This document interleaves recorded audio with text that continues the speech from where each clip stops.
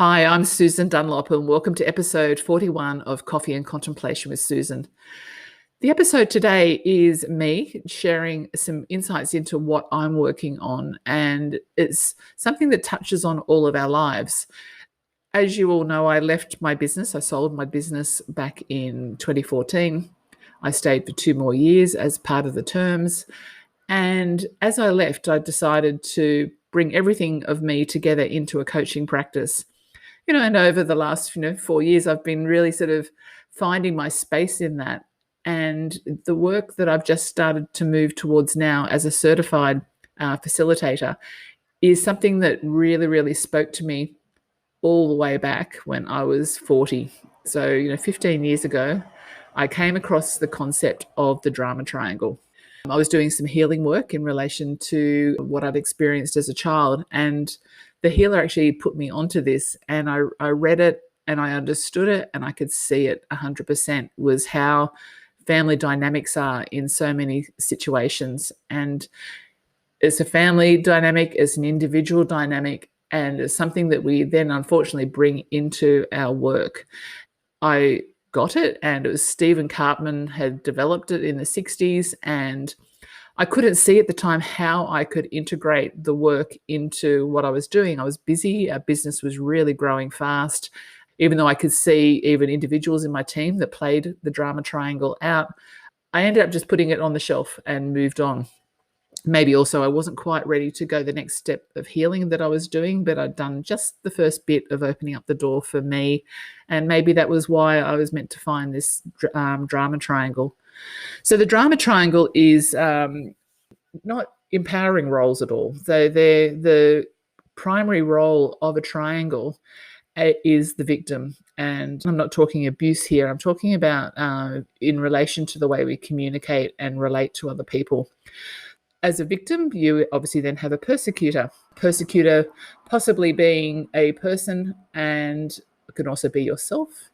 And it can also be something that's going on. At the moment, I think we're all feeling quite persecuted by COVID-19. And then you've got the other role as a rescuer. Again, it can be a person, it can be something, it could be a numbing type of coping mechanism. Crazily enough, you can actually do all 3 roles within seconds, all by yourself. You can actually go from victim to persecutor to rescuer and back around again. And it's a very anxiety-driven, problem-focused, never-ending circuit that you get stuck on. As I said, I came across that, I put it to bed, I went back to work, sold the business, did my coaching course, and then through the process of that, I became qualified to be a member of the International Coaching Federation, which is the lead body of coaching, so that I had that sort of the code of ethics and the way I like to operate, so that I know that I'm actually working within a framework. In that serendipity, maybe, I don't know, I ended up sitting in a webinar, and it was of David Emerald and Donna Zajonc, and they are the co-founders of the Bainbridge Leadership Center in the States. David is also the author of the best-selling book, The Power of TED, TED being the empowerment dynamic. And more recently, he's also written a book called The 3 Vital Questions to Transform Workplace Drama. It's the antidote to the drama triangle. I think my stuckedness back in the day was, I could understand the drama triangle, but I couldn't see how I could actually step away from it, or even to educate myself better on how to be something different. I was that person in business that I brought on people because I needed to, because the hours were pretty much around the clock. It was a 24 hours, 7 days of work business. And I liked what I came across with David. He said, we bring on employees and people show up in their place. And I struggled so much with that because I didn't know what to do. All I wanted to do was actually do a good job. I wanted to keep the nurses moving. I wanted to make sure the clients were happy, people had care.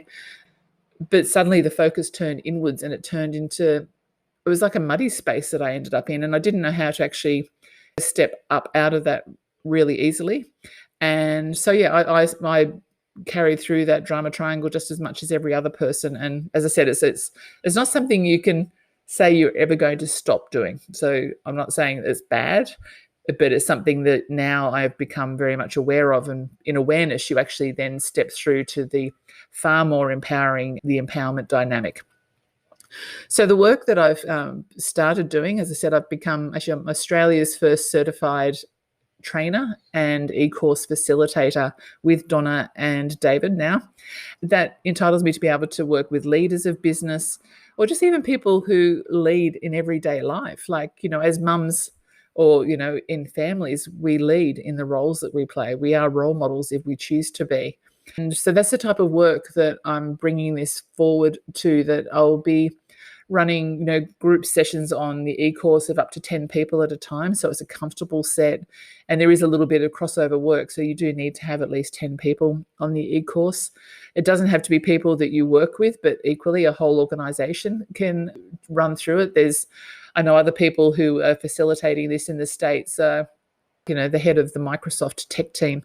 So, I know one of the ladies, she's working there as their trainer and implementing this across there.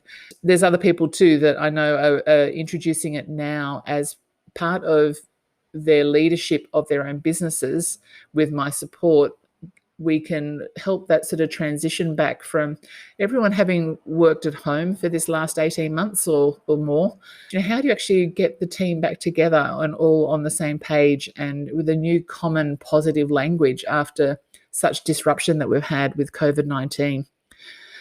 So the three vital questions, you might wonder what the three vital questions are, is, what am I focusing on? And it's making that shift towards a more positive outcomes-oriented focus. It's what is my inner state? How am I relating to myself?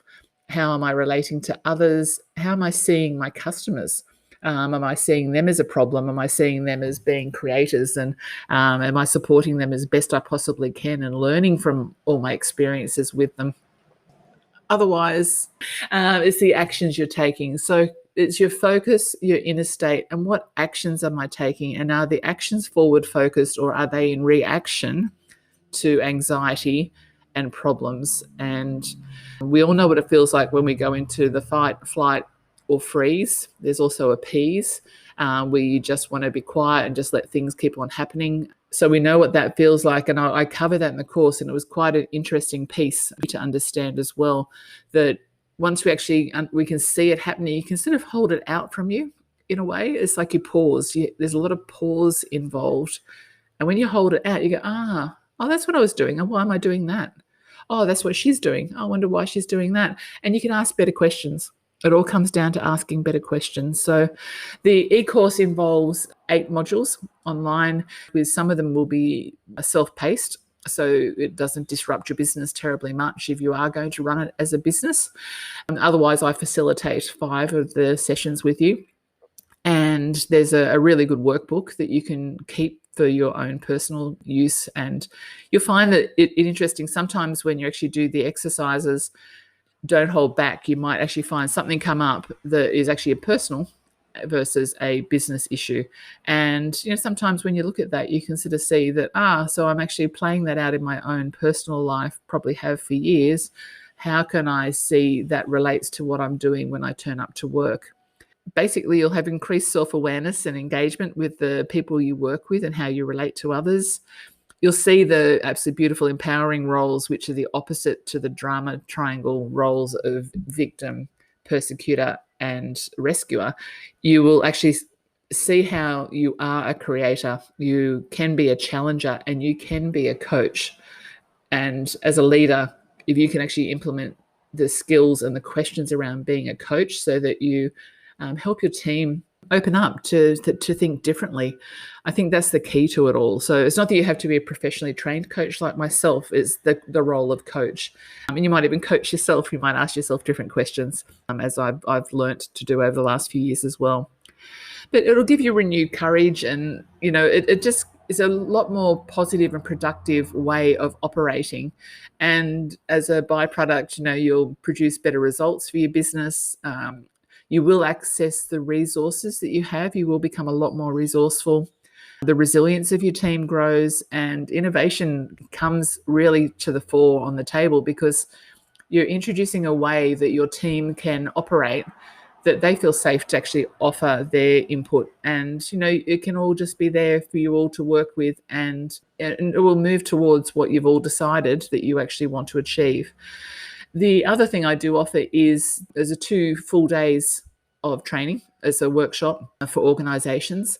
It's quite a comprehensive plan, and it can be spread out even over, say, 3 days as a strategic retreat here in Noosa, so that you actually incorporate a bit of play and getting out in nature to think in between the sessions. So that's also something that for a whole organisation can come to. So yeah, please do not hesitate to reach out if you're interested. I will be seeding some of this through the podcast, because I'm a woman telling stories, and this work has been so helpful to me in how much I've evolved, and that I've stepped through and understood how I operate, how people operate, how businesses operate.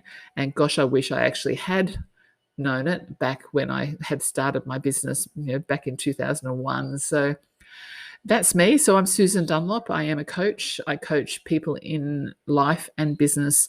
This work is integral to what I'm doing, because behind everything you do in coaching, there are these roles that we play, and it's okay just to accept that, understand it, and see how you can come to a far more empowering way of operating. And if you can actually be the ripple effect of taking that through your family, how you actually even raise your children in a different way, that you see them as being creative and capable. Yeah, I think it makes a much better world. So thank you. And I will be back next week with episode 42.